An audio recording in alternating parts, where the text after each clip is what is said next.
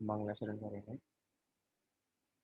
नमो अरिहंताणं, नमो सिद्धाणं, नमो आयरियाणं, नमो उवज्झायाणं, नमो लोये सव्यसावूढम्।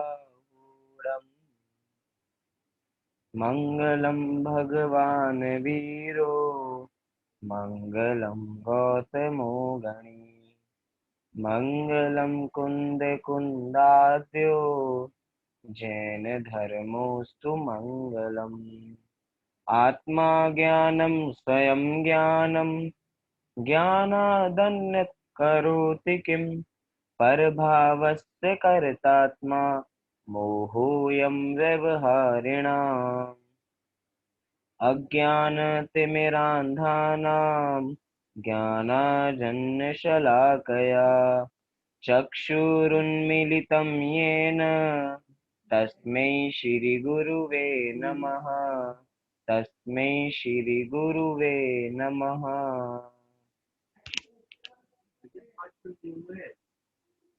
लघु जैन सिद्धांत प्रवेशिका गुरु गोपाल दास जी बरैया द्वारा विरचित, जिसमें हम जैन सिद्धांतों को, जैन तत्वों को समझ रहे हैं, सीख रहे हैं। अनेक अनेक नई नई बातें सीखने को मिल रही हैं, नई नई शब्दावली सीखने को मिल रही है जैन शास्त्रों की। तो उसी क्रम में हमने पूर्व की कक्षाओं में सुख वीर्य इन दो प्रश्नों पर चर्चा की थी। आप सब पेज नंबर 20 निकाल लीजिए। पेज नंबर 20 पे आज हम 103, 104 और 105 नंबर प्रश्न पे क्रम से चर्चा करते जाएंगे। कल हमने इन तीन प्रश्नों की नींव कल ही डाल दी थी, तो आज तो बस मकान बनाना है, नींव कल डल चुकी है। अब सीधा हम चलते हैं भव्य, अभव्यत्व और जीवत्व, इनको समझने के लिए। हमने पूर्व की कक्षा में देख लिया था कि ये पारिणामिक भाव के ही तीन भेद होते हैं। पारिणामिक भाव अर्थात जीव का जो त्रिकाली स्वभाव है, जो कभी भी बदलता नहीं है, उसको कहा जाता है पारिणामिक भाव। और ये पारिणामिक भाव किसी भी कर्म के उदय, क्षय, क्षयोपशम से नहीं उत्पन्न होता। मतलब क्षय, क्षयोपशम, उदय, इसमें रंश मात्र भी अपेक्षित नहीं है। ये बिना उसके सब कुछ काम करता है, बिना उसके ये पारिणामिक भाव चलता है। तो इन्हीं के ये भेद हैं, भव्यत्व, अभव्यत्व और जीवत्व। क्रम से हमारी परिभाषा प्राप्त है 103 नंबर की। प्रश्न है, भव्यत्व गुण किसे कहते हैं? प्रश्न क्या है? भव्यत्व गुण किसे कहते हैं? कल बताया था कि यहाँ पे भव्य प्लस त्व अर्थात भाववाची शब्द, मतलब कि जिसमें भव्य पना पाया जाए, वो पना, जो भव्य पना पाया जाए उसे भव्य कहते हैं। सिंपल सी परिभाषा ये है। और इसकी परिभाषा पुस्तक में क्या दी है, अपने ग्रंथों में क्या दी है, तो देखते हैं।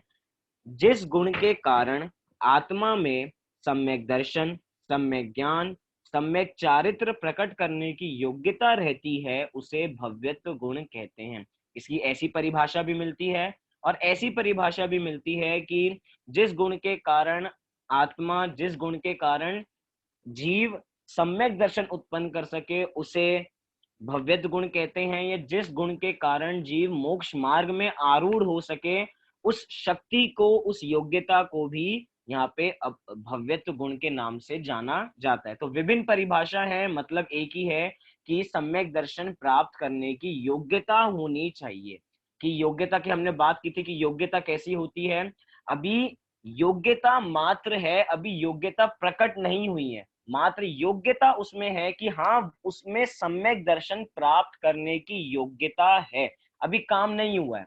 हमने जैसे कल उदाहरण दिए थे कि बहुत सारे काम करने की शक्ति है, योग्यता है, लेकिन उसकी अभिव्यक्ति अभी नहीं है, उसका परिणमन अभी नहीं है। जैसे कि हमने देखा था कल, 5 रोटी खाने की क्षमता, पांच पांच रोटी खाने की योग्यता है। ऐसे किसी में 10 रोटी खाने की योग्यता है, इसका ये मतलब नहीं है वो हर समय 10 रोटी खाता होगा, लेकिन योग्यता की बात है, हाँ उसमें योग्यता है। ऐसे यहाँ पे कह रहे हैं जिसमें सम्यक दर्शन, सम्यक ज्ञान, सम्यक चारित्र, इन तीन रत्नात्रय, ये जो रत्न जिनको कहा जाता है, जिसको इसको प्रकट करने की योग्यता जिसमें पाई जाती है, वे सब भव्य जीव होते हैं। कौन होते हैं भव्य जीव? ये तो हमें पता लगा, जिनमें सम्यक दर्शन प्रकट करने की योग्यता होती है। क्या हम भव्य जीव हैं? बहुत सिंपल सा प्रश्न है, जिसमें सम्यक दर्शन, सम्यक ज्ञान, सम्यक चारित्र प्रकट करने की योग्यता हो, उसे भव्य जीव कहते हैं। तो क्या हम में योग्यता है सम्यक दर्शन, सम्यक ज्ञान, सम्यक चारित्र की उत्पत्ति की? क्या हम उत्पन्न कर सकते हैं? क्या हम भव्य हैं? देखिए, शास्त्रों में भी ऐसा कहा गया, हम किसी को किसी पे टैग नहीं लगा सकते, किसी को कह नहीं सकते, किसी को सर्टिफिकेट नहीं दे सकते कि हाँ आप भव्य हो। लेकिन शास्त्रों में ऐसे ऐसे लक्षण बताए जिसके कारण हम जान सकते हैं कि जिन जिन में ऐसे ऐसे लक्षण पाए जाते हैं वे भव्य जीव हैं। जैसे कि पद्मनंदी आचार्य ने पद्मनंदी पंचविंशतिका में बहुत बढ़िया श्लोक लिखा कि तत्व प्रीति प्रीति चित्तेन येन वार्तापि ही श्रुता निश्चितम स भवेन भाव्यो भावी निर्माण भाजनम। कि भव्य जीव कौन होते हैं? भव्य जीव वे होते हैं जो आत्मा की बात को प्रीति चित्त सुनते हैं, आत्मा की बात को ऐसे सुनते हैं कि हाँ ये मेरी बात हो रही है, जो ऐसा मान के तत्व चर्चा को सुनते हैं, वे भव्य जीव होते हैं। इसलिए हम आपको भी भव्य कह सकते हैं अगर आप अपनी हित मानते हैं कि हाँ आत्मा की बात चल रही है और आत्मा की बात जो चल रही है वो आत्मा मैं ही हूं। जब ऐसा निर्णय हमें हो जाता है तो हम भी कह सकते हैं कि हम भी भव्य हैं। या थोड़े और लक्षण भव्य के बताए जाएं, जो देव शास्त्र गुरु के प्रति सच्ची आस्था रखता हो उसको भी हम भव्य कहते हैं। जो जो केवली भगवान ने सच्चा सुख उत्पन्न किया है वो ही सुख सच्चा सुख है, उसके अलावा कोई सच्चा सुख नहीं है। जो ऐसी श्रद्धा रखता है उसको भी भव्य जीव कहा गया है।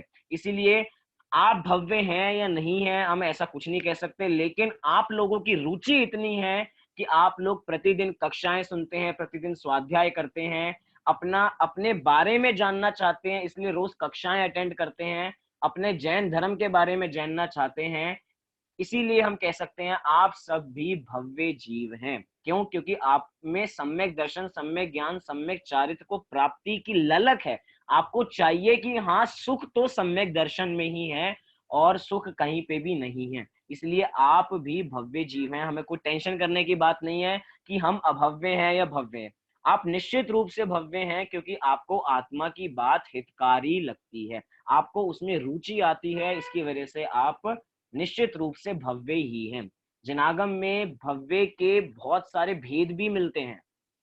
जनागम में भव्य जीवों के 3 भेद भी मिलते हैं। वो 3 भेद कौन से होते हैं? आप लोगों ने भी सुन रखा होगा। वैसे यहाँ पे इतना हमें डीप में जाना नहीं चाहिए, लेकिन विषय आया है तो थोड़ा बहुत जानकारी उसके विषय में अवश्य होनी चाहिए। भव्य जीवों के भी 3 भेद होते हैं, तो कौन से होते हैं? पहला भेद होता है आसन्न भव्य। लिख लीजिए अगर याद ना हो तो। पहला भेद क्या है? आसन्न भव्य। दूसरा है दूर भव्य। दूसरा है दूर भव्य। और तीसरा भेद है दूरानुदूर भव्य। 3 भेद हो गए, आसन्न भव्य, दूर भव्य और दूरानुदूर भव्य। मतलब कि इसको टाइम के हिसाब से भी डिवाइड कर सकते हैं। आसन भव्य मतलब जिनका मोक्ष, जिनको सम्यक दर्शन बिल्कुल ही जिनका नजदीक है वो आसन भव्य। जिनका सम्यक दर्शन अभी दूर है उनको कहेंगे दूर भव्य। और जिनको सम्यक दर्शन तो कभी प्राप्त नहीं होगा लेकिन सम्यक दर्शन जैसी योग्यता है प्राप्त करने के लिए, इसलिए वो दूरानुदूर भव्य। उनका सम्यक दर्शन दूरों में भी दूर है, अर्थात उनको कभी भी सम्यक दर्शन प्राप्त होने वाला नहीं है। तो आसन भव्य जीव कौन होते हैं? आसन भव्य जीव वे होते हैं जिन्होंने इसी में सुख माना है कि केवली भगवान जो सुख भोगते हैं वे ही सुख सर्वोत्कृष्ट सुख है, उसके अलावा कोई सुख नहीं है। जिसने ऐसी श्रद्धा तत्काल कर ली, देखिए परिभाषा में थोड़ा थोड़ा डिफरेंस जाएगा, कि जिसने ऐसी श्रद्धा तत्काल कर ली कि जो भगवान सुख भोगते हैं उसके अलावा और कोई सच्चा सुख नहीं है, वे जीव आसन भव्य हैं। अर्थात वे मोक्ष को प्राप्त होने वाले हैं, मोक्ष को प्राप्त करने वाले हैं। ये होते हैं आसन भव्य जीव। दूसरे होते हैं दूर भव्य जीव। क्या? दूर भव्य जीव, जिनको ऐसी श्रद्धा तो होगी। कैसी श्रद्धा होगी?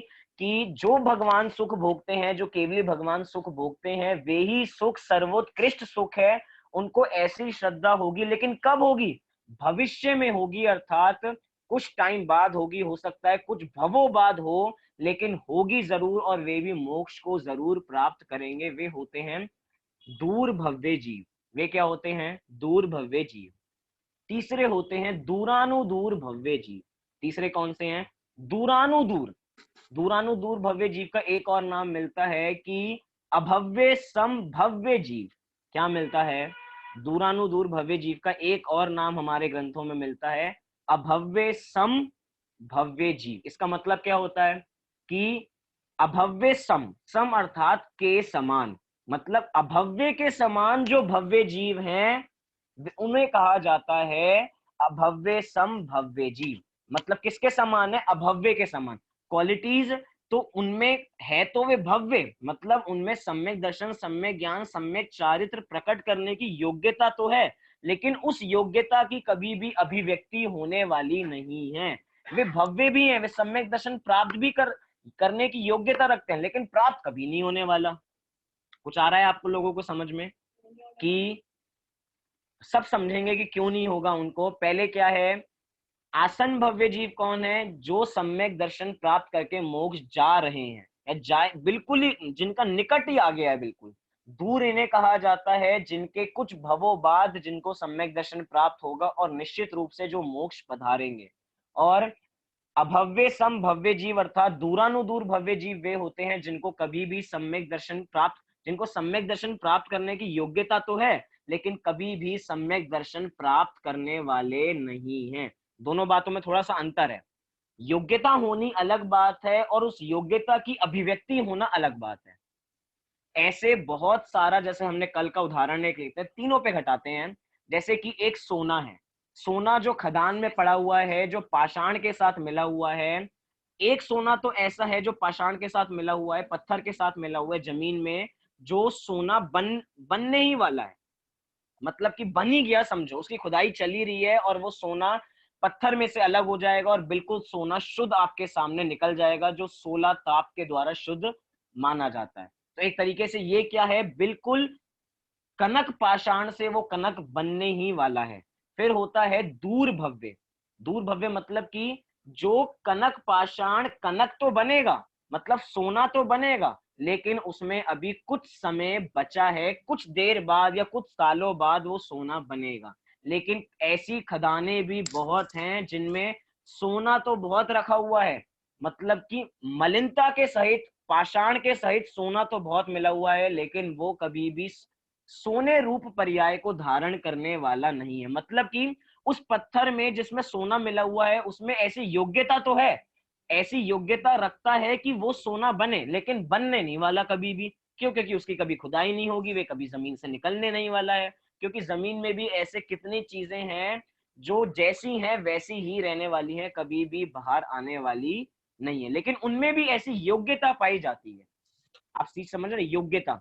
और थोड़ा उदाहरण देख के समझें, जैसे कि अ, अ, एक लड़की के उदाहरण के माध्यम से समझते हैं। जैसे अपने ग्रंथों में जो उदाहरण दिया कि एक, जैसे आसन भव्य, मतलब कि जितनी भी अ, बालिका हैं या जितनी भी हैं उनमें योग्यता है कि वे पुत्र को उत्पन्न कर सकती हैं। योग्यता है, योग्यता है तो पुत्र को उत्पन्न कर सकती हैं, तो उनमें शक्ति तो है, लेकिन उस शक्ति की अभिव्यक्ति नहीं है। हम कोई छोटी बच्ची से कहें कि जरा पुत्र उत्पन्न करके दिखाओ, तो नहीं हो सकता। क्यों? क्योंकि योग्यता है लेकिन उस योग्यता की अभी अभिव्यक्ति नहीं है। ऐसा नहीं कह सकते कि उसमें योग्यता नहीं है, योग्यता है, लेकिन सही समय आएगा तो उस योग्यता की अभिव्यक्ति होगी। इसलिए एक तो ये हो गया जिनका पक्का है, जिनको हम कह रहे हैं आसन भव्य, मतलब कि उनका निश्चित है कि वो पुत्र को उत्पन्न करेंगी ही करेंगी। क्यों? क्योंकि उनमें ऐसी योग्यता है। अब आगे बढ़िए।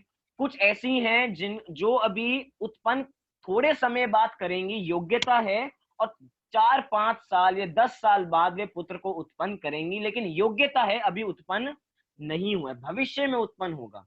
और बहुत सारी स्त्री ऐसी हैं जिनको शास्त्रों में कहा गया बंध्या स्त्री, मतलब विधवा स्त्री जिनको कहा गया। वो विधवा स्त्री कैसी होती हैं? विधवा स्त्रियों में पुत्र उत्पन्न करने की योग्यता तो होती है, लेकिन पुत्र उत्पन्न कभी होने नहीं वाला। कुछ आपको बात समझ में आ रही है?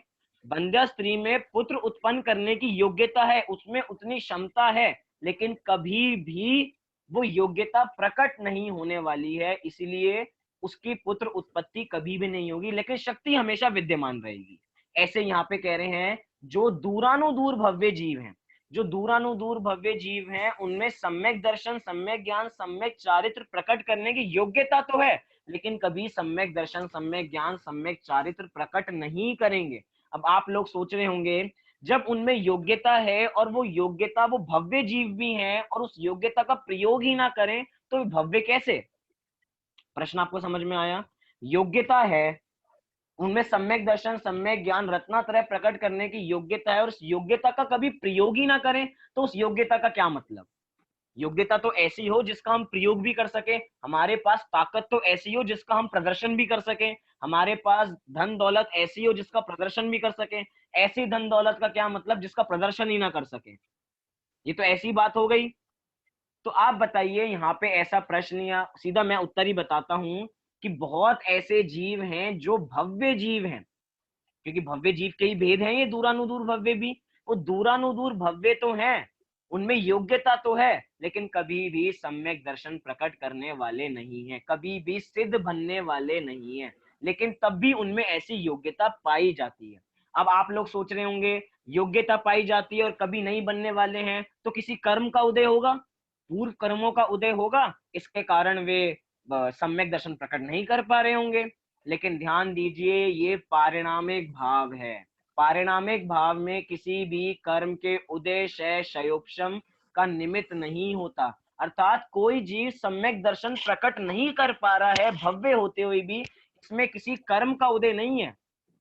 थोड़ा पॉइंट थोड़ा ध्यान से दीजिए, हमारी दिशा कभी और चली, दूसरी जगह और चली जाती है कि वो जो दूरानुदूर भव्य जीव हैं उनमें योग्यता है लेकिन प्राप्त नहीं करेंगे। क्यों? क्योंकि हो सकता है उन्होंने पूर्व में बहुत पाप किए हों, बहुत गंदे गंदे काम किए हों, इसकी वजह से सम्यक दर्शन प्राप्त नहीं कर पा रहे। योग्यता है लेकिन यहाँ पे किसी कर्म का उदय नहीं है, वे स्वभाव से ही अभव्य जीव हैं। ऐसे निगोद में अनंत जीव हैं जिनमें सम्यक दर्शन प्राप्त करने की योग्यता है, लेकिन कभी भी निगोद से बाहर निकलने वाले नहीं है। इसलिए हम निगोद के दो भेद पढ़ते हैं, नित्य निगोद और इतर निगोद। नित्य निगोद वो जहां पे निगोदिया जीव हमेशा निगोद में ही रहने वाले हैं, कभी भी वो बाहर निकलने वाले नहीं है। उन निगोदिया जीवों में भी, वो अनंत निगोदिया जीवों में भी ताकत है सम्यक दर्शन प्राप्त करने की, लेकिन वो कहाँ पे हैं? वो नित्य निगोद में है, और नित्य निगोद से कोई भी जीव निकलता ही नहीं है, उनका नंबर ही नहीं निकलता, वो अनादि काल से वहीं पे पड़े हुए हैं। इसलिए योग्यता होते हुए भी कभी भी उसकी अभिव्यक्ति नहीं होगी, शक्ति की अभिव्यक्ति नहीं होगी, शक्ति की व्यक्तता नहीं होगी, इसलिए वो सम्यक दर्शन प्राप्त करने में सक्षम नहीं है। लेकिन किसी कर्म का उदय नहीं है, स्वभाव से ही ऐसे हैं, क्योंकि यहाँ पे पारिणामिक भाव स्वभाव का नाम है, वे स्वभाव से ही अभव्य हैं। उन्होंने कोई भूत भूत में पाप किए हों ऐसा कुछ भी नहीं है। आप कहते होंगे, आप सोच रहे होंगे ये कैसा फॉर्मूला है, ये कैसी स्ट्रेटेजी है कि उन्होंने कुछ पाप भी नहीं किए उसके बावजूद भी वे कभी सम्यक दर्शन की योग्यता होते हुए भी कभी भी सम्यक दर्शन प्राप्त नहीं करेंगे। तो ये कुछ प्रश्न ऐसे होते हैं जो अहेतुक होते हैं। कैसे प्रश्न होते हैं वे अहेतुक प्रश्न होते हैं, अर्थात उनमें किसी प्रकार का हेतु नहीं किया जाता। जैसे कि कण्णा नियोग की बातें हैं, कण्णा नियोग की बहुत सारी बातें ऐसी हैं, अगर हम उसमें सारे प्रश्न चिन्ह लगाने लग जाएं तो हम कण्णा नियोग पे श्रद्धा नहीं रख पाएंगे। क्यों? क्योंकि उसमें ऐसी ऐसी बातें की जाती हैं कि सुमेरु पर्वत इतना बड़ा है। अब हम कहें सुमेरु पर्वत इतना ही बड़ा क्यों है? ये सारे प्रश्न कैसे हैं? ये सारे प्रश्न अहेतुक हैं। कि स्वर्ग 16 होते हैं, किसने देखे? अब दिखाओ हमें 16 स्वर्ग, हमें तो हाथ पे रख के दिखाओ 16 स्वर्ग तो हम मानेंगे। ये सारे प्रश्न कैसे हैं? ये सारे प्रश्न अहेतुक हैं, इनके कोई उत्तर नहीं है। नरक 7 होते हैं, नरकों में डंडे पड़ते हैं, ये किसने बताया? शास्त्रों में लिखा तो हम क्या मान लेंगे?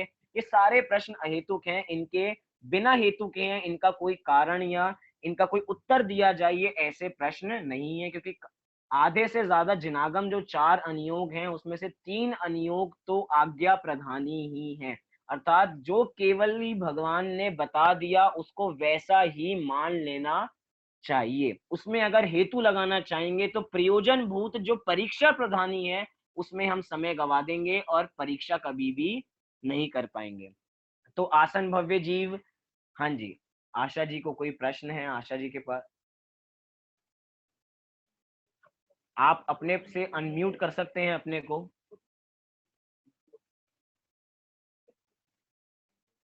हेलो। भैया मोक्ष गया है, अभी उनकी हेल्प करें, मोक्ष की नानी है। अच्छा, चलिए फिर अभी बाद में देखते हैं प्रश्न को।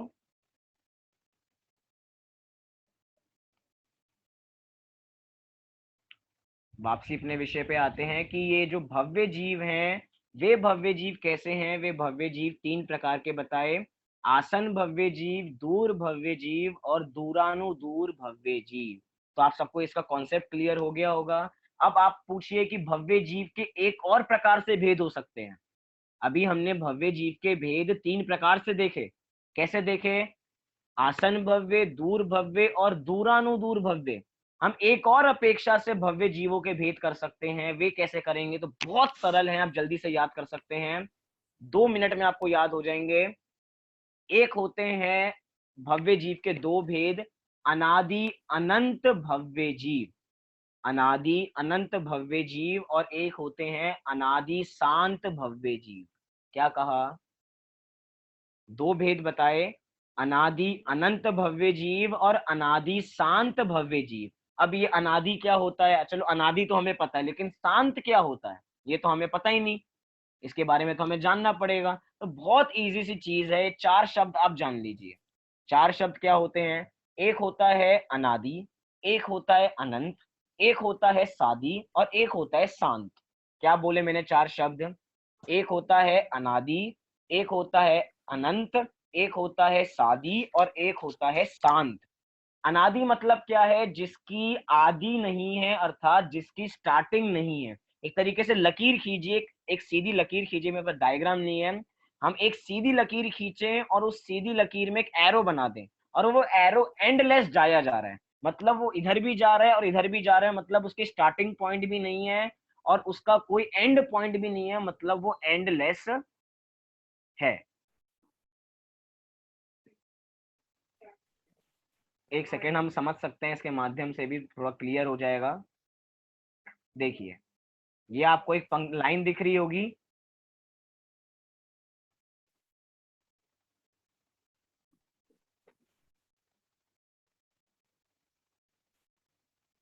चलिए, थोड़ी ड्राइंग क्लियर नहीं बन पाई, लेकिन हाँ थोड़ा सा आपको भाव भाषण हो जाएगा।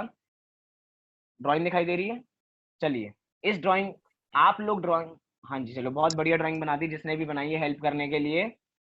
इस ड्राइंग से हमें पहले क्या पता लग रहा है? यहाँ पे एक लाइन है और वो लाइन इधर भी जा रही है और इधर भी जा रही है। आप लोगों को फेस दिखाई दे रहा है? मतलब आपको इधर भी दिखाई दे रहा है और इधर भी। तो मतलब कि इधर भी पूरा है, मतलब इधर जाता रहेगा जाता रहेगा, मतलब कि अनादि है और अनंत है। अब कुछ खत्म नहीं होने वाली है, जाता ही रहेगा जाता ही रहेगा। और अगर हम इसी पंक्ति में एक ऐसा बना दें कि एक ये पंक्ति बनाई,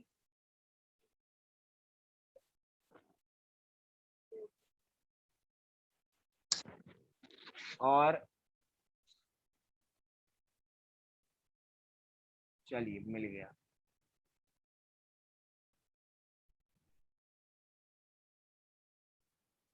ये हो गया हमारा सादी और ये हो गया हमारा शांत। ये हो गया सादी और ये हो गया हमारा शांत, जो आपको अगर दिखाई दे रहा हो, ये ऊपर बन गया थोड़ा। चलिए छोड़िए, हम ऐसे ही समझाने का प्रयास करते हैं। चलिए, आप सीधे ऐसे ही समझिए कि क्या बात चल रही है। एक है स्टार्टिंग, जिसकी अनादि, अनादि अर्थात जिसकी कोई स्टार्टिंग पॉइंट नहीं है, जो जाया ही जा रहा है। और अनंत क्या है? जिसका कभी अंत नहीं आने वाला है, वो है अनंत। और सादी क्या है? सादी अर्थात स्टार्टिंग पॉइंट सहित। और शांत क्या है? शांत अर्थात एक एंड पॉइंट सहित, मतलब अब ये यहाँ पे एंड हो जाएगा। तो आपको चार शब्द क्लियर हैं। तो इन चार शब्दों के माध्यम से अभी हम ये समझते हैं कि भव्य जीव के दो भेद और कैसे हो सकते हैं। तो एक भेद तो हम ऐसे कर सकते हैं कि अनादि अनंत भव्य जीव, अनादि अनंत भव्य जीव, और दूसरा भेद होगा अनादि शांत भव्य जीव। मतलब क्या है इसका? अनादि अनंत भव्य जीव मतलब क्या है? जो हमेशा भव्य तो रहेंगे। कब तक भव्य रहेंगे? अनादि काल से भव्य थे और अनंत काल तक भव्य ही रहने वाले हैं। और एक भव्य जीव कैसे होते हैं? जो भव्य अनादि काल से तो थे, लेकिन उनका भव्यत्वपना अब कहीं पे आके एक पॉइंट आएगा जहां पे वो भव्यपना उनका खत्म हो जाएगा, फिर वे भव्य नहीं रहेंगे। जैसे हम कहें कि जितने हमारे भगवान हैं, केवली भगवान है, वो केवली भगवान ना भव्य है ना अभव्य है। क्यों? क्योंकि उन्होंने सम्यक दर्शन की योग्यता का नाम भव्यपना था, लेकिन उन्होंने तो सम्यक दर्शन प्राप्त कर ही लिया है। उन्होंने वो पॉइंट अचीव कर लिया है जिसको अचीव करना था, उसकी योग्यता उनमें थी तो उन्होंने अचीव कर लिया। अब वे भव्य नहीं है ना वे अभव्य हैं। तो उनका जैसे जो भव्यपना है वो कैसा है? अनादि शांत है। स्टार्टिंग उसकी एंड मतलब कभी स्टार्टिंग तो नहीं हुई थी, लेकिन अब वो भव्यपना शांत हो गया है, अंत सहित है। स मतलब सहित और शांत मतलब अंत। तो स प्लस अंत इज इक्वल टू शांत। तो अब वो खत्म हो गया है, तो इस अपने अंत सहित, तो इसको हम ऐसे दो भेद कर सकते हैं, अनादि अनंत भव्य जीव और अनादि शांत भव्य जीव। तो आपको इतना समझ में आया होगा कि भव्य जीव कौन होते हैं। तो एक बार मैं परिभाषा पढ़ देता हूं, फिर हम अपनी अगली परिभाषा पे आगे बढ़ेंगे। यहाँ पे कहा कि जिस गुण के कारण आत्मा में सम्यक दर्शन, सम्यक ज्ञान, सम्यक चारित्र प्रकट करने की योग्यता रहती है, उसे भव्यत्व गुण कहते हैं। उसे भव्यत्व गुण कहते हैं। अगर आपको इस प्रश्न के संबंध में कुछ जिज्ञासा हो तो आप अभी पूछ सकते हैं, फिर अब हम अपने अगले प्रश्न पे चलेंगे। किसी को कोई जिज्ञासा है? किसी को कुछ पूछना है? हम मान के चले कि मनुष्य, सभी मनुष्यों में भव्यत्व गुण होता है। सभी मनुष्यों में भव्यत्व होता है ऐसा मान के चलें? हाँ हाँ। हम ऐसा नहीं मान सकते कि सभी मनुष्यों में भव्यपना होता है, क्योंकि जो भव्यपना है योग्यता का नाम है। हम पहले ही हमने बात की हाँ कि हम किसी को भी सर्टिफिकेट नहीं दे सकते कि ये भव्य है और ये अभव्य है, हम ऐसा नहीं जान सकते। लेकिन ऐसे जनागम में कुछ लक्षण बताए गए हैं कि हम ऐसे पहचान सकते हैं, लेकिन ऐसा ही उन लक्षणों से निश्चित हो जाए ऐसा कंफर्म नहीं है। इसलिए भव्य जीव, सभी मनुष्य भव्य हैं हम ऐसा तो नहीं कह सकते, लेकिन हम आप लोगों की गारंटी जरूर ले सकते हैं कि आप सब लोग जरूर भव्य हैं। आप जरूर एक ना एक दिन मोक्ष की प्राप्ति अवश्य करेंगे। दूरान दूर जीव में तो सभी आ जाएंगे ना। योग्यता है तो सम्यक दर्शन नहीं होगा, लेकिन योग्यता है सभी मनुष्यों में। जीव चलिए, ये भी आपका बहुत बढ़िया प्रश्न है कि अब दूरानुदूर भव्य जीव में तो सब भी आ जाएंगे, लेकिन दूरानुदूर भव्य जीव में भी सब जीव नहीं आएंगे। क्यों? क्योंकि अभी अभव्य जीव की परिभाषा पढ़नी बची है हमारी। क्यों? क्योंकि दूरानुदूर भव्य में तो वे जीव हैं जिनमें योग्यता है लेकिन कभी प्राप्त नहीं होने वाला, लेकिन अभव्य जीव वो हैं जिनमें योग्यता ही नहीं है, मतलब प्राप्त करने का तो सवाल है ही नहीं। दूरानुदूर भव्य में भी प्राप्त करने का सवाल नहीं था, लेकिन उनमें योग्यता जरूर थी। उनमें योग्यता जरूर थी। ये ऐसी बात हो गई कि हम किसी पुरुष से कहें कि वे पुत्र को उत्पन्न करके दिखाएं। अब पुरुष में ऐसी योग्यता ही नहीं है कि वे पुत्र को उत्पन्न कर सकते हैं, तो उनमें योग्यता का ही अभाव है। लेकिन एक बंध्या स्त्री में, जो विधवा स्त्री है, उसमें योग्यता तो है, लेकिन उस योग्यता की कभी भी अभिव्यक्ति नहीं होगी, इसलिए वे हम उनको दूरानुदूर के रूप में कह रहे हैं। लेकिन मनुष्य पुरुषों में ऐसी योग्यता ही नहीं है, इसलिए हम उनको कहेंगे कि वो योग्यता से ही हीन है। ऐसे ही आइए हम इस अभव्य को भी समझ लेते हैं कि अभव्य कौन होते हैं। प्रश्न देखिए आप, 104 नंबर का प्रश्न, अभव्यत्व किसे कहते हैं? प्रश्न क्या है? अभव्यत्व किसे कहते हैं? उत्तर दिया कि जिस गुण के कारण आत्मा में सम्यक दर्शन, ज्ञान, चारित्र प्रकट करने की योग्यता नहीं होती, उसे अभव्यत्व गुण कहते हैं। मतलब जिनमें ऐसी योग्यता ही नहीं है कि वे सम्यक दर्शन, सम्यक ज्ञान, सम्यक चारित्र की उत्पत्ति कर सके। उदाहरण के रूप में अभी हमने देखा ही कि पुरुष जैसे उत्पन्न नहीं कर सकता, ऐसे एक और उदाहरण देख सकते हैं कि बांझ की स्त्री, जैसे बांझ की स्त्री में भी पुत्र को उत्पन्न करने की क्षमता नहीं है, ऐसे ही क्षमता ही नहीं है अर्थात योग्यता ही नहीं है। उत्पन्न करने का सवाल तो तब हो जब उसमें ऐसी योग्यता हो। 5 रोटी खाने की योग्यता, 5 रोटी वो खा सकता है जिसमें 5 रोटी खाने की क्षमता होगी। क्षमता से ही हीन होगा तो उसमें वो खा ही नहीं सकता है। इसलिए पहले योग्यता होनी चाहिए, फिर ही उसके बाद काम हो पाता है। इसलिए अभव्य जीव सीधा सीधा यहाँ पे कहा जिनमें सम्यक दर्शन, सम्यक ज्ञान, सम्यक चारित्र प्रकट करने की योग्यता नहीं रहती है। तो अभव्य जीव की हम पहचान कैसे करें, अभव्य जीव के क्या लक्षण होते हैं? तो बहुत सरल सीधा हम रूप में कह सकते हैं कि अभव्य जीव वे होते हैं जिनको आत्मा की बात रुचिकर नहीं लगती। जब जब आत्मा की बात चलती है तो ऐसा लगता है उससे दूर भागने की इच्छा करती है कि ये किसकी बात कर रहे हो। ये तो जैसे कि आत्मा की बात चलती है तो हमें ऐसा लगता है कि हम तो बहुत अप टू डेट नहीं है, हम तो बहुत पुराने जमाने, जो भी आत्मा की बात करते हैं हमें ऐसा लगता है कि ये तो बहुत बूढ़े लोगों की बात है, पुराने जमाने की बात है आत्मा की। हम तो आज की जनरेशन के हैं, आज की जनरेशन वाले आत्मा की बात थोड़ी करते हैं।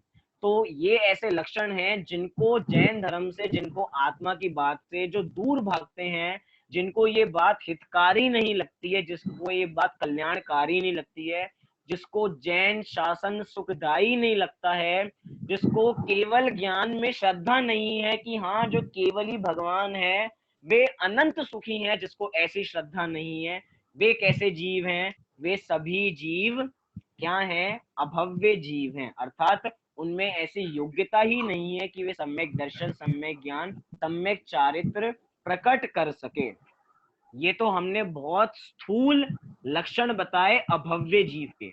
जब हम अभी थोड़ी और बातें मैं आपको बताऊंगा अभव्य जीव के बारे में तो आपकी आंखें फटी की फटी रह जाएंगी कि ये कैसी बातें हैं, ये अभव्य जीव कैसे हो सकता है। चलिए अभी हम आपको थोड़े से ऐसे फैक्ट्स बताते हैं भव्य जीव और अभव्य जीव के बारे में कि भव्य जीव कैसे होते हैं और अभव्य जीव कैसे होते हैं।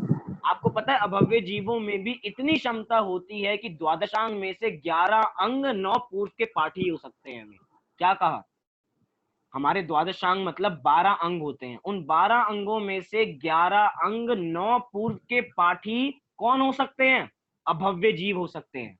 मतलब जिनमें कभी भी सम्यक दर्शन, सम्यक ज्ञान, सम्यक चारित्र प्रकट करने की योग्यता नहीं है, उनको भी इतना ज्ञान हो सकता है। 11 अंग 9 पूर्व, 11 अंग 9 पूर्व क्या होता है? थोड़ा कल्पना करके देखिए, हमारे पास अभी एक अंग का एक हिस्सा भी अच्छी तरह उपलब्ध नहीं है और वे अभव्य जीव ऐसे हैं, उन अभव्य जीवों को 11 अंग 9 पूर्व तक का ज्ञान हो सकता है लेकिन सम्यक दर्शन कभी प्राप्त नहीं करेंगे।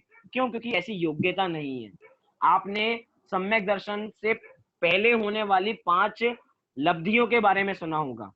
शयोपशम लब्धि, विशुद्धि लब्धि, देशना लब्धि, प्रायोग्य लब्धि, करण लब्धि। और इस सम्यक दर्शन से पूर्व होने वाली 5 लब्धियां हैं, 5 कार्य हैं जो सम्यक दर्शन के पूर्व होते हैं।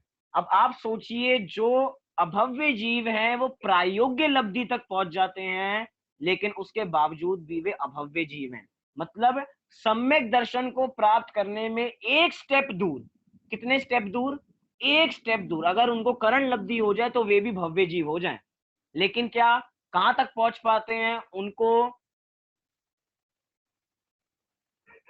उनको कौन कौन सी लब्धियां हो जाती हैं? उनको क्षयोपशम लब्धि हो जाती है, उनको विशुद्धि लब्धि हो जाती है, उनको देशना लब्धि हो जाती है, उनको प्रायोग्य लब्धि हो जाती है, लेकिन कभी भी करण लब्धि होने वाली नहीं है। अब सोचिए वे कैसे जीव होते होंगे।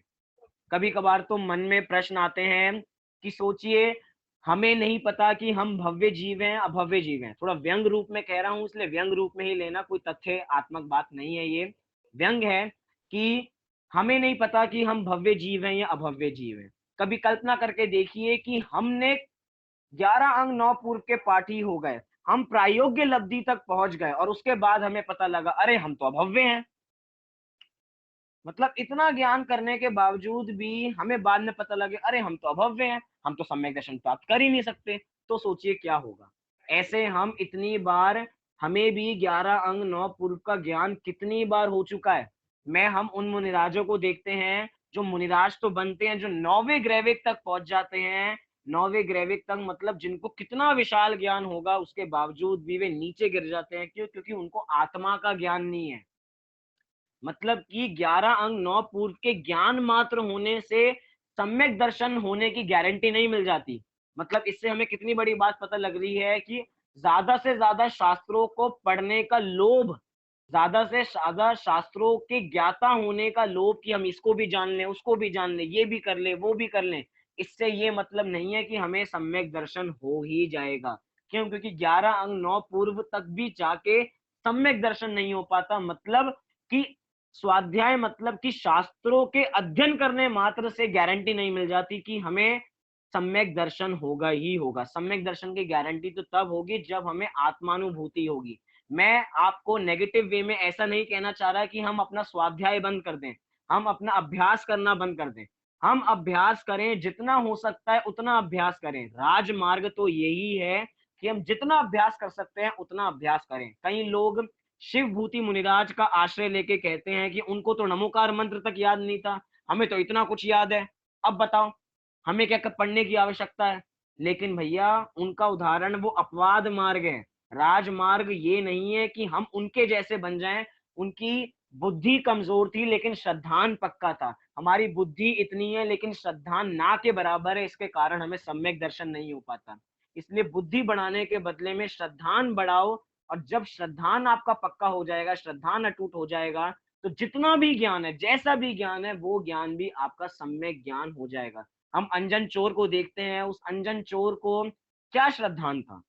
आणम जाणम कछु न जानम सेठ वचन प्रमाणम। बताओ, नमोकार मंत्र भी उसको ढंग से नहीं आता था, लेकिन जैन धर्म का श्रद्धान था कि जो सेठ का श्रद्धान है वैसा ही श्रद्धान मेरा है। सेठ का श्रद्धान पंच परमेष्टियों पे था और मेरा श्रद्धान भी पंच परमेष्टियों पे है। इतने श्रद्धान मात्र से उसको सम्यक दर्शन हो गया।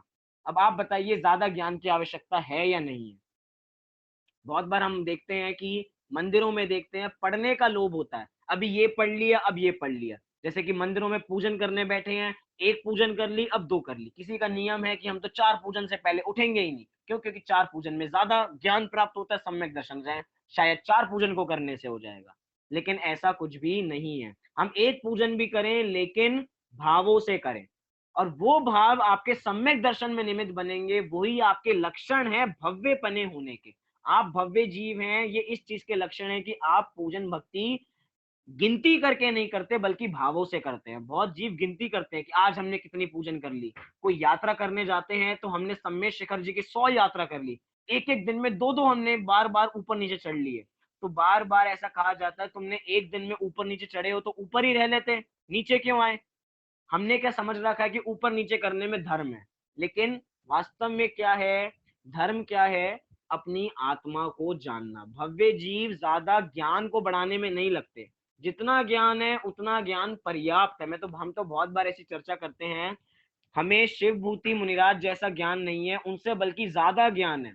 ज्ञान से मतलब हमें सम्यक ज्ञान तो नहीं है, लेकिन शयोपशम ज्ञान तो उनसे ज्यादा है। अभी हमें इतनी सारी चीजें याद हैं, लेकिन उस शयोपशम ज्ञान को बढ़ाने का फायदा क्या है? कुछ फायदा हो रहा है? इतना सब कुछ याद हो गया। मैं तो कह रहा हूं उनको नमोकार मंत्र याद नहीं था। आज हम 104 नंबर का प्रश्न पढ़ रहे हैं, और 104 नंबर के प्रश्न में कम से कम 1000 शब्द तो आ गए होंगे, और नमोकार मंत्र में 1000 शब्द तो नहीं है। तो आपको तो कितने ज्यादा शब्दों का ज्ञान है, उसके बाद भी सम्यक दर्शन नहीं हो रहा। मतलब ज्यादा याद करने से सम्यक दर्शन नहीं होता, श्रद्धान करने से सम्यक दर्शन होता है। तो 7 तत्वों का जब हमारा श्रद्धान पक्का होगा तो सम्यक दर्शन नियम रूप से होगा ही होगा। और अभव्य जीव के कोई भेद नहीं होते कि अभव्य जीव, जैसे हमने भव्य जीव के 3 भेद देखे थे, अभव्य जीव के कोई भी भेद नहीं होते हैं। थोड़ा गुणस्थान की अपेक्षा जल्दी से देखें तो भव्य जीवों का गुणस्थान क्या है? भव्य जीव पहले गुणस्थान से लेकर 12वें गुणस्थान तक पाए जाते हैं, और अभव्य जीव मात्र पहले ही गुणस्थान में पाए जाते हैं। अब आप लोग सोच रहे होंगे गुणस्थान तो 14 होते हैं, 14 गुणस्थानों में से क्या 13वें और 14वें गुणस्थान वर्ती जीव भव्य नहीं होते? क्योंकि 13वां गुणस्थान संयोग केवली और 14वां गुणस्थान अयोग केवली, और उसके बाद गुणस्थानातीत भव्य नहीं है। तो बहुत स्पष्ट अपने गोमटसार जीव कांड में कहा कि हाँ वे भव्य नहीं है। क्यों नहीं है? क्योंकि भव्य तो वे हैं जिनमें योग्यता हो ऐसी प्रकट करने की। उन्होंने तो उस योग्यता, उनमें योग्यता थी और उन्होंने वो काम कर लिया है। अब वे ना भव्य हैं और ना वे अभव्य हैं। क्या कहा? 13वें 14वें और गुणस्थानातीत, ये क्या है? ना ये भव्य है ना ये अभव्य है। अभव्य क्यों नहीं है? क्योंकि इन्होंने अनंत चतुष्टय प्राप्त कर लिया है। और भव्य क्यों नहीं है? क्योंकि जो योग्यता थी, योग्यता तो इन्होंने प्राप्त कर ली है, योग्यता तो अब बची नहीं इनमें। क्योंकि योग्यता जो काम था वो तो इन्होंने पूरा काम पूरा कर चुके हैं। क्योंकि इनको हमारे भगवान को कहा जाता है कृत कृत्य। कि जो भी करने लायक था उन्होंने सब कर लिया। सम्यक दर्शन करने लायक था तो सम्यक दर्शन कर लिया, सम्यक ज्ञान करने लायक था तो सम्यक ज्ञान कर लिया, सम्यक चारित्र करने लायक था तो उन्होंने कर लिया। अब योग्यता की बात उनकी बचती ही नहीं है।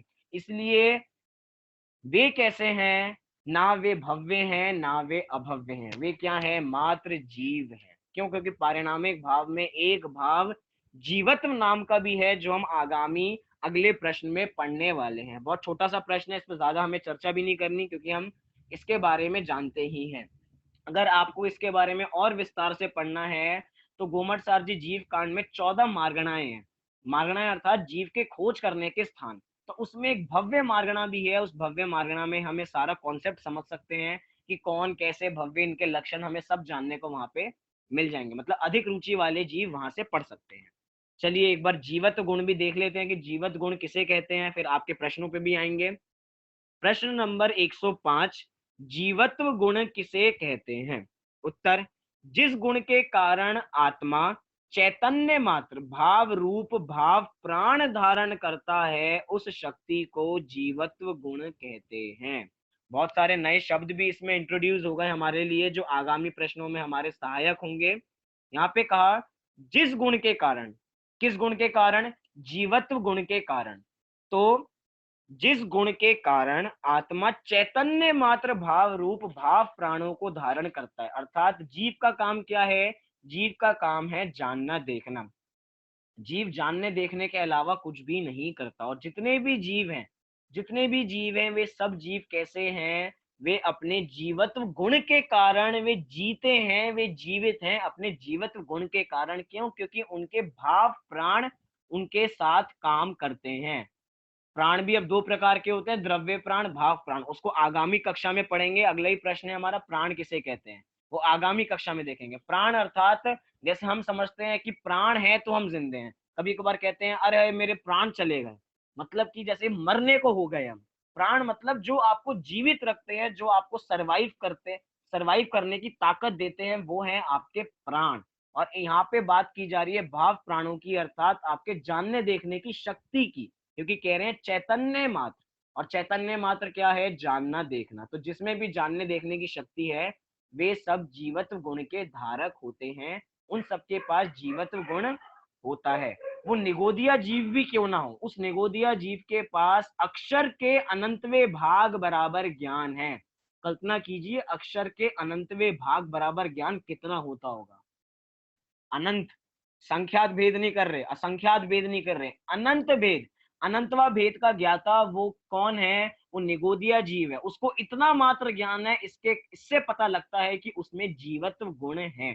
क्यों? क्योंकि वो भी जानता है और वो भी देखता है। उसमें भी दर्शन गुण है और उसमें भी ज्ञान गुण है। उसमें भी ऐसी क्षमता है कि वे भी सब काम कर सकता है, जानने देखने के काम कर सकता है। तो ये हुई बात जीवत्व गुण की, अर्थात जानने देखने की शक्ति को जो धारण करता है वो जीवत गुण का धारक होता है। एक थोड़ी सी और बात बतानी है भव्यत्व और अभव्यत्व के बारे में, कि भव्य जीव कितने होते हैं और अभव्य जीव कितने होते हैं। तो शास्त्रों में तो वैसे इसकी पूरी संख्या बताई कि कौन कैसे होते हैं। अभव्य जीवों की संख्या बताई। मैं आपको संख्या बता रहा हूं, आपको संख्या समझ में ना आए तो समझना कि बहुत बड़ी संख्या है। संख्या क्या है? जगन्य युक्त अनंत जीव हैं, मतलब जगन्य युक्त अनंत राशि जीव किसमें है? अभव्य जीव हैं। और उससे भी अनंत गुणे कहें, उससे भी बहुत गुने जीव कहाँ हैं? वे जीव भव्य जीव है। ये संख्या है। क्योंकि जब अगर हम कण्णा नियोग पढ़ें तो कण्णा नियोग में भी, जब हम गणित पढ़ते हैं कण्णा नियोग की, कण्णा नियोग में भी मैथ्स है पूरा, तो उसमें भी संख्या मान और उपमा मान होता है। तो संख्या मान के भी उधर 21 भेद होते हैं। तो अनंत का एक भेद है क्या? जघन्य युक्त अनंत। समझिए कि बहुत बड़ा अनंत है। तो इतने तो जीव अभव्य जीव है, और उससे भी ज्यादा कितने जीव हैं? उससे भी ज्यादा भव्य जीव हैं। अब आप सोच रहे होंगे इतना तो हमें समझ में आया, लेकिन एक और बात समझ लें इसके साथ साथ। आप लोगों के लिए प्रश्न है। हमने तो शास्त्रों में, आप लोगों ने भी पढ़ा होगा, प्रश्न है आप लोगों के लिए, बहुत ध्यान से सुनिए। क्या प्रश्न है? कि हमने शास्त्रों में पढ़ा है कि 608 जीव निगोद से निकलते हैं और 608 जीव ही मोक्ष को प्राप्त करते हैं। क्या कहा?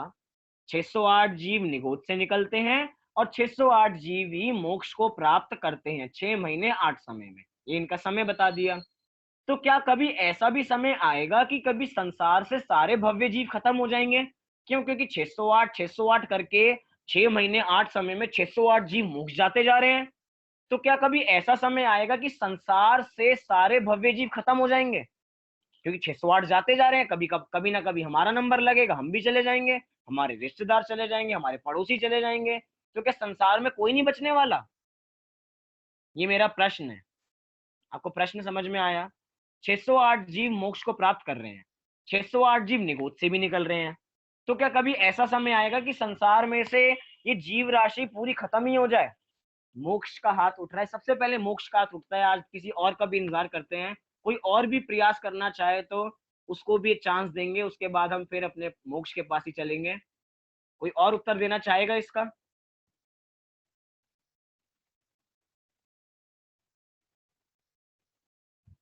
हमारे साथ रक्षित जी भी हैं, मैं चाहूंगा वे भी अपनी वीडियो खोल लें, आशा जी भी अपनी वीडियो खोल लें। चलिए अलका जी के पास चलते हैं। हेलो। हेलो। हेलो। हाँ जी। हाँ जी। हाँ, ये जो आपने संख्या बताई वो तो हमेशा ही उतना ही रहेगा, उतने ही भव्य रहेंगे, उतने ही अभव्य रहेंगे। हाँ जी। उनका जो अनुपात है हमेशा ही ऐसा बने रहेगा, ना कभी अभव्य खत्म होंगे ना कभी भव्य खत्म होंगे। हाँ जी। तो मेरा प्रश्न है कि कभी ऐसा भी समय आएगा, क्योंकि 608 जीव हर समय मोक्ष जाते जा रहे हैं 6 महीने 8 समय में, तो कभी ऐसा समय आता हो कि सारे जीव संसार से खत्म हो जाएं, हमारे सारे रिश्तेदार, हमारे पड़ोसी सब लोग मोक्ष में पहुंच जाएं, संसार में कोई बचे ही ना? क्या ऐसा भी कोई समय आने वाला है? यही तो मैंने बताया ना, जो ये भव्य और भव्य का अनुपात है हमेशा ही ऐसा बनेगा, कभी ऐसा समय नहीं होगा कि सभी जीव मोक्ष चले जाए और जीव राशि मतलब भव्य जीव राशि खत्म हो जाए। मतलब आप कहना चाह रहे हैं, मैं आपका थोड़ा अब समझ गया कि आप क्या कहना चाह रहे हैं, कि ये राशि हमेशा इसी अनुपात में बनी रहेगी, कभी भी हाँ, खत्म होने वाली नहीं नहीं है। है। हाँ जी। मतलब कि एक बार मोक्ष के पास भी चलते हैं, देखते हैं मोक्ष क्या कह रहा है। हाँ जी मोक्ष।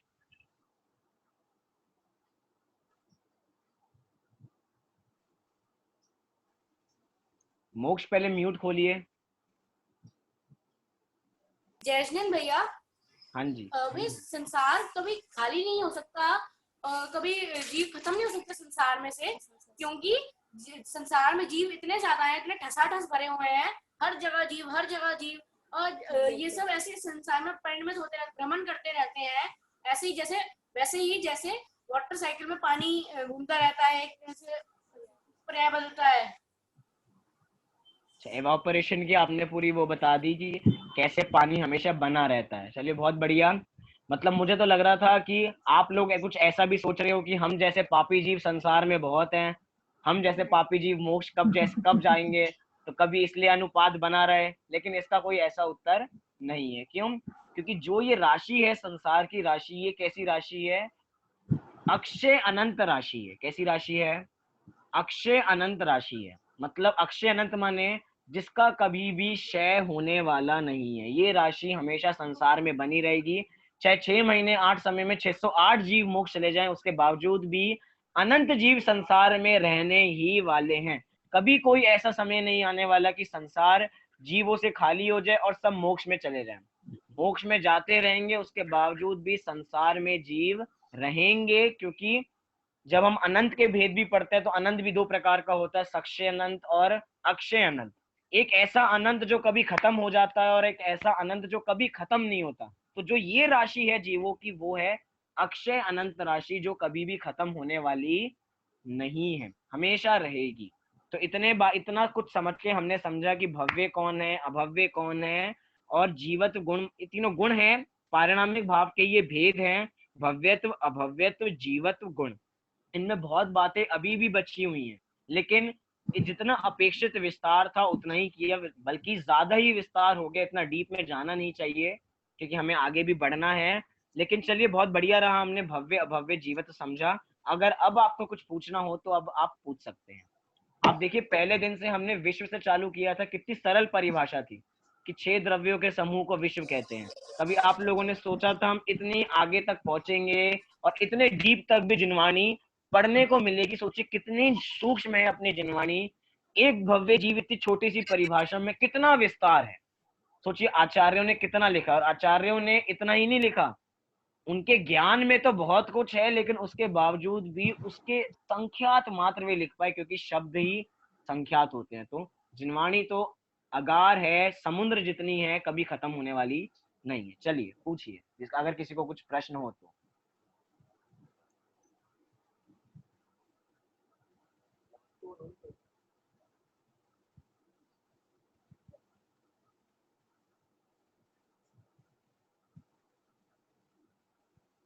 हाँ जी अलका जी। एक बार साधी शांत का बताइए, साधी शांत का समझ में नहीं आया, मतलब क्लियर नहीं हुआ। साधी शांत एक ऐसी अवस्था होती है जो प्रारंभ होके खत्म हो जाती है। जैसे कि उदाहरण दूं तो हमारी पर्याय, वो एक एक समय की पर्याय साधी शांत पर्याय होती है, क्योंकि एक समय की पर्याय उत्पन्न होती है और एक समय की पर्याय खत्म हो जाती है। मतलब उसकी स्टार्टिंग भी है और उसका एंड भी है। साधी मतलब स्टार्टिंग सहित, आदि सहित और एंड सहित, अंत सहित। अब आपका पॉइंट क्लियर हो गया साधी शांत का? हाँ हाँ जी। हाँ जी। अब किसी को कुछ पूछना हो फिर मैं पूछूं?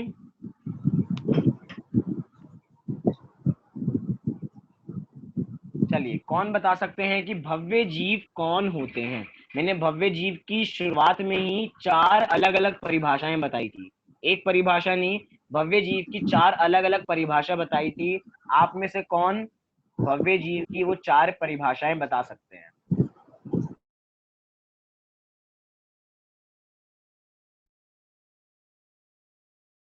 कोई नहीं बता सकता?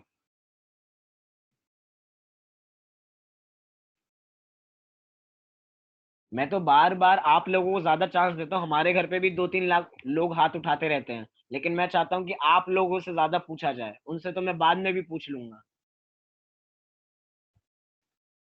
2 हाथ उठे हैं। ऐसा क्यों है जो रोज लोग हाथ उठाते हैं उनके ही हाथ उठ रहे हैं? मोक्ष, दृष्टि, दोनों भाई बहनों ने हाथ उठा दिए, दोनों बता सकते हैं।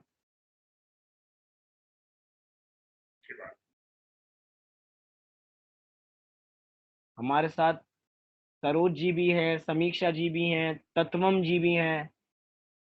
वे भी चाहेंगे कि वे भी बताएं। रक्षित,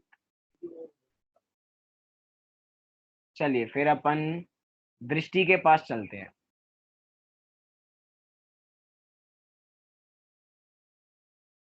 चलिए बताइए। जजनम भैया, जय। जिसमें सम्यक आप दर्शन बताओगे, दृष्टि बताएगी? दृष्टि बोलो बस। चलिए आप ही बताइए फिर। चलिए बताइए जो बता रहा हूँ। नहीं करते, जिसमें सम्यक दर्शन प्राप्त करने की योग्यता हो, जो आत्मार्थी हो, जो आत्मा की बात चित्त लगाकर सुने, या जो प्रयोजन भूत बातों को समझे। ये तो आपने 4 और नई परिभाषा हमें बता दी। ये तो 8 हो गई हैं अब। हमने अभी अभी 4 देखी थी, बहुत सरल परिभाषा थी, इनसे ही जुड़ी हुई थी। आपने और बता दी, बहुत बढ़िया। अन्य लोगों को अब 8 बतानी पड़ेंगी, लेकिन वो 4 भी आ जानी चाहिए। चलिए पहले एक बार मैं बोल देता हूँ, फिर आप बता सकते हैं।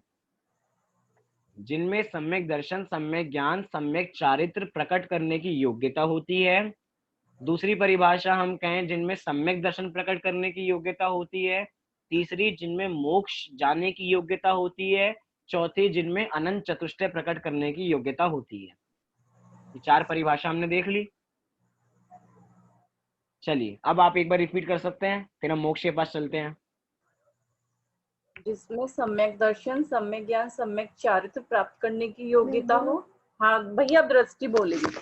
हाँ जी चलिए। जो प्राप्त कर सके। मोक्ष प्राप्त करने की योग्यता, जो सम्यक दर्शन प्राप्त कर सके, और जो आत्मार्थी हो, आत्मा की बात हित से सुने। चलिए बहुत बढ़िया, आपने बताने का प्रयास किया। हम मोक्ष के पास भी चलते हैं।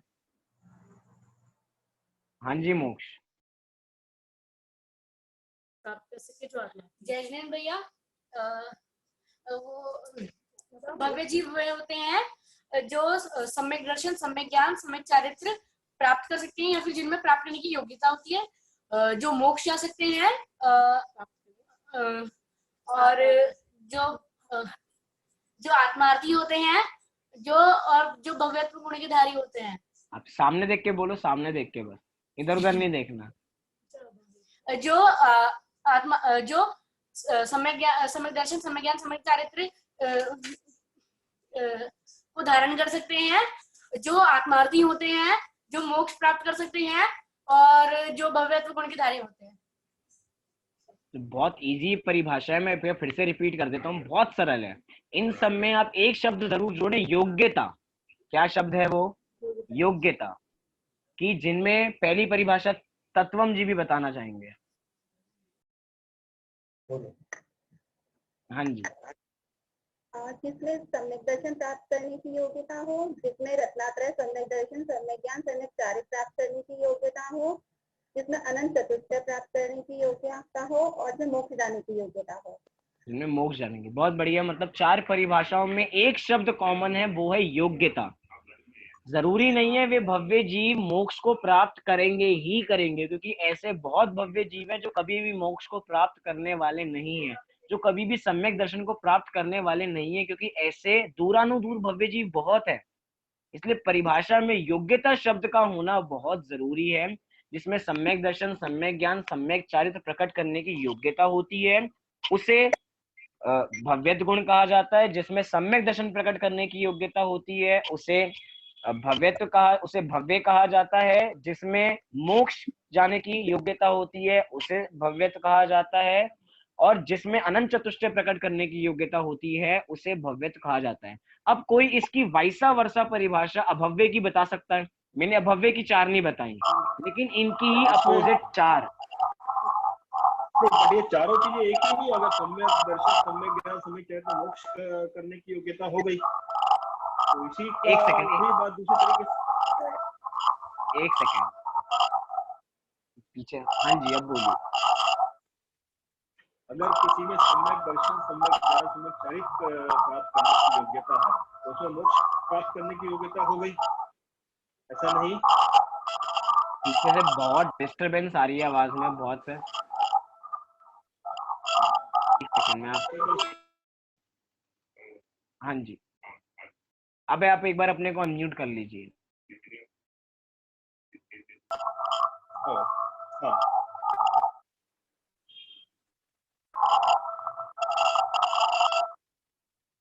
पीछे से बहुत डिस्टरबेंस है आवाज में। यहाँ तो कोई ऐसा प्रॉब्लम नहीं है।